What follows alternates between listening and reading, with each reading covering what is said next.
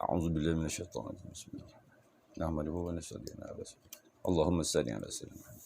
InsyaAllah tuan-tuan memuliakan Allah SWT, pada pagi ini kita sambung lagi mendengar pembacaan hadis-hadis Nabi SAW di dalam bab ilmu dan zikir, iaitu di dalam bab kelebihan mengingati Allah Subhanahu wa taala.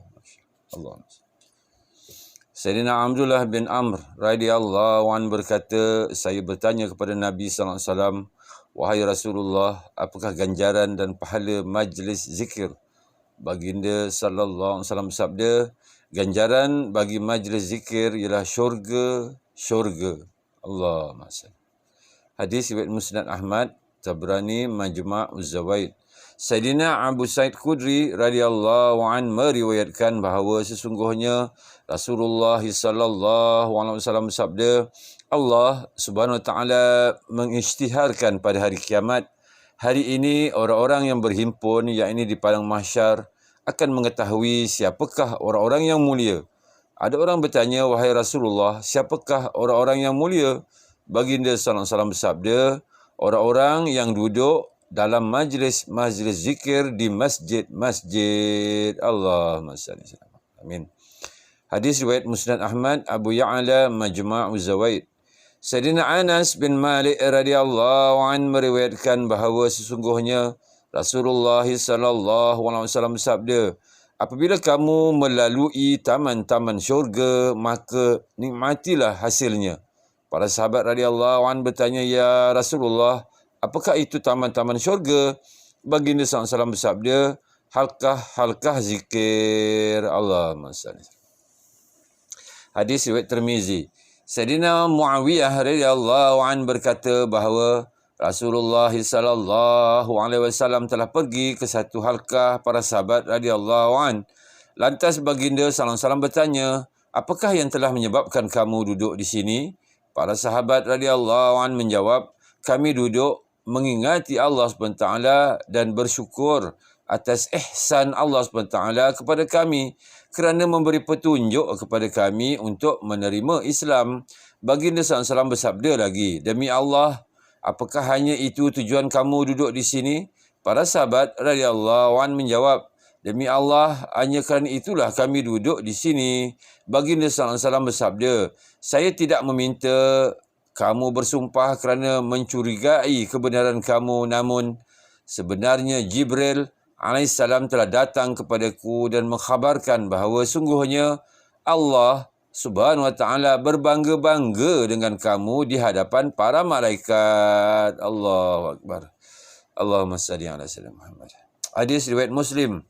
Sayyidina Abu Razin radhiyallahu anhu meriwayatkan bahawa Rasulullah sallallahu alaihi wasallam berkata kepadanya, apakah patut aku memberitahu kamu perkara asas dalam agama yang dengannya kamu akan mendapat kebaikan dunia dan akhirat?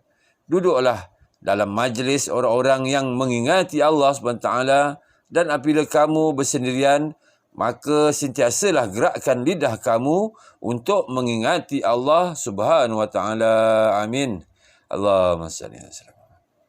Hadis riwayat Baihaqi Misqat.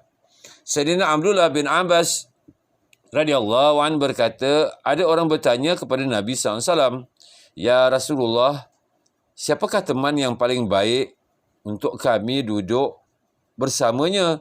Baginda SAW bersabda, seseorang yang apabila kamu melihatnya menyebabkan kamu teringat kepada Allah Subhanahu wa taala, Allah, dan percakapannya akan menyebabkan amalan kamu bertambah, dan amalannya menyebabkan kamu teringatkan akhirat. Allahumma salli. Hadis riwayat Abu Ya'la, Majma' Az-Zawaid. Sayyidina Anas bin Malik radhiyallahu an meriwayatkan bahawa Nabi SAW bersabda, sesiapa yang mengingati Allah Subhanahu wa taala dalam keadaan air matanya bercucuran sehingga jatuh ke bumi kerana takutkan Allah Subhanahu wa taala, maka Allah Subhanahu wa taala tidak akan mengazabnya pada hari kiamat. Amin. Allahumma salli. Hadis riwayat Mustadrak Hakim. Sayyidina Abu Umamah radhiyallahu an meriwayatkan bahawa Rasulullah sallallahu alaihi wasallam bersabda, dua titisan dan dua tanda yang paling dikasihi oleh Allah SWT ialah pertama, titisan air mata yang gugur kerana takutkan Allah Subhanahu wa taala. Allah. Kedua, titisan darah yang gugur di jalan Allah SWT.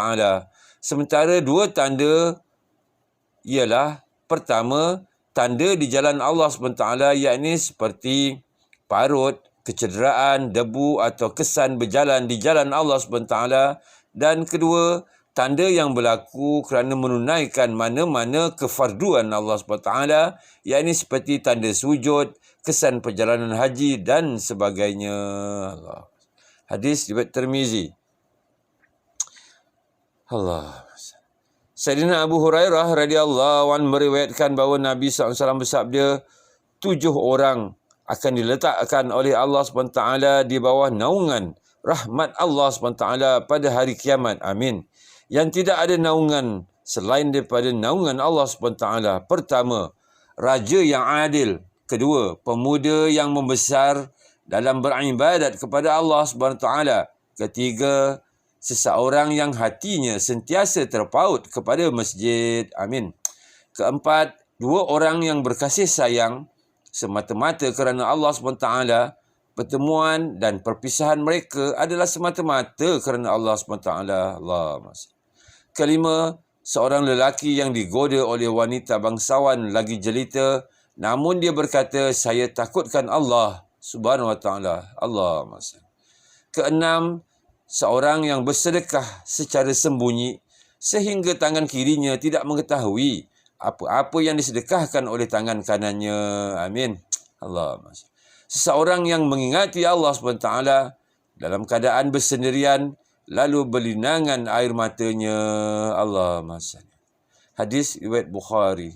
Jadi alhamdulillah tuan-tuan dimulakan Allah SWT. Allah. Mudah-mudahan Allah SWT kurniakan kita taufik dan hidayah.